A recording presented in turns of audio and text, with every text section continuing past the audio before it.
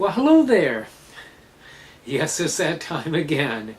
It is time for our weekly tarot reading here on this I think it's a lovely Sunday evening, November the 12th of 2017.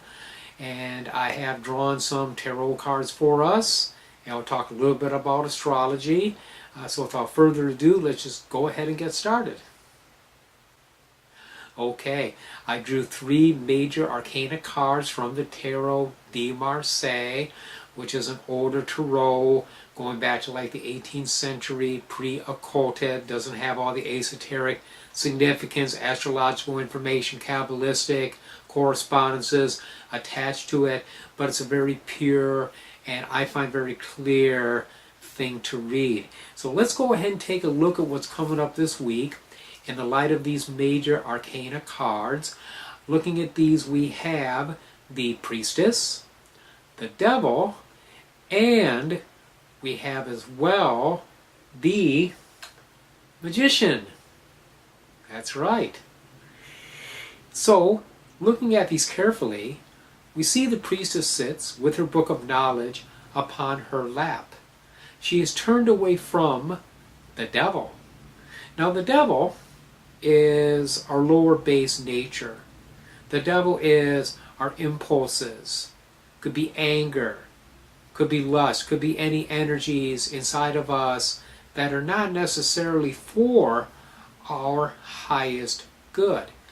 She's not paying attention to that whatsoever. She is covering her gut with her book, her pelvis with her book. Now the magician, he's sitting there distracted.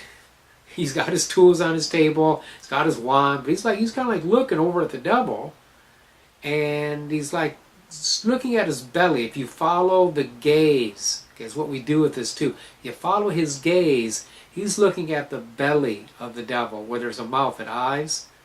Okay, so he's infatuated with that energy, and it's distracting him. But the priestess says, no, I will not be distracted with my cleverness. I shall hold true to my knowledge. I shall hold true to my intuition, to my spirituality. And that way I will not be like the magician and get drawn into things of a base nature. Notice she is seated, she is ruling, she's in control. The magician is standing with his feet kind of apart and pointing in different directions. Not exactly the most balanced position to be in, a little bit awkward. So to avoid that awkwardness this week, we want to stay true to ourselves, to our spirituality, our studies, our spiritual knowledge. I'm not saying to stuff your emotions, but you certainly don't have to indulge them. Okay? We don't have to indulge anger, rage, fear, discord. These are not things that we want to allow to run amok. It's one thing to acknowledge your feelings. It's quite another to let them run around like unattended children and raise all sort of havoc. And our minor arcana cards are also going to support this, as we're going to see. Yes, that's right. I draw two minor arcana to give us more practical advice, and these ones fit in perfectly. We have the Queen of Swords, and we also have the Six of Swords. Now the Queen of Swords, again, is facing to the left, facing away from the devil. She is covering her pelvis, her gut. She's holding up a sword as if to defend. So she's holding off negative energy. She's keeping in check what is inside of her that would distract her from her goals.